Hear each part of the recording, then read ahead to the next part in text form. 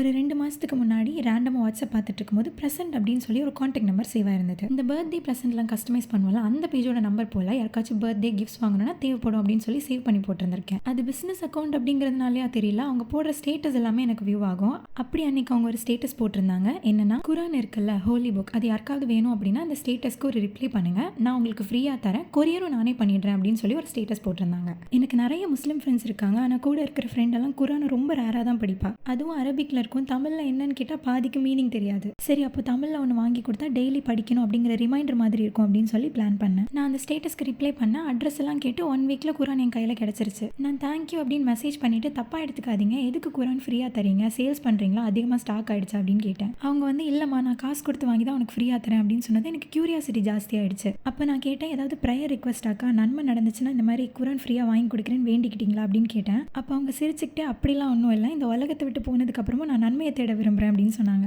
எனக்கு அவங்க சொன்னது புரியல, எனக்கு புரியல அப்படிங்கிறது அவங்களுக்கு தெரிஞ்சிருச்சு. அவங்க வந்து, உனக்கு புரியுற மாதிரி நான் சிம்பிளாவே சொல்றேன், நீ ஒரு மரத்தை நட்டு வளர்த்துற அப்படின்னா அது உனக்கும் உன்னோட என்விரான்மெண்ட்க்கும் மட்டும் அது யூஸ்ஃபுல்லா இருக்காது. நீ இந்த உலகத்தை விட்டு போனாலும் உனக்கு அடுத்த வர ஜென்ரேஷன் அந்த மரத்தோட பலனை அடைஞ்சாங்க அப்படின்னா அதோட நன்மை உன்னை வந்து சேரும். சேம் கான்செப்ட் தான் அப்படின்னு சொன்னாங்க. See, this is not a religion based content. ஒவ்வொருத்தவங்களோட பிலீஃபை நம்ம ரெஸ்பெக்ட் பண்ணணும். நான் இப்போ ஏன் இதை ஒரு பப்ளிக் ஃபோரம்ல சொல்றேன் அப்படின்னா, அவங்க பண்ண விஷயத்தை விட அவங்க சொன்ன விஷயம் எனக்கு ரொம்ப பிடிச்சிருந்தது. நம்மள எத்தனை பேர் இந்த மாதிரி ஒரு பெர்ஸ்பெக்டிவ்ல யோசிச்சு நன்மையை சேர்த்து வச்சிருப்போம்னு எனக்கு தெரியல. மோரோவர், எண்ட் ஆஃப் தி கான்வர்சேஷன்ல யாருக்கு குரான் அஃபோர்ட் பண்ண முடியலனாலும் சொல்லடா, எத்தனை பேருக்குனாலும் நான் ஃப்ரீயா வாங்கி தரேன் அப்படின்னு சொல்லி அந்த கான்வோ ரொம்ப அழகா முடிஞ்சது.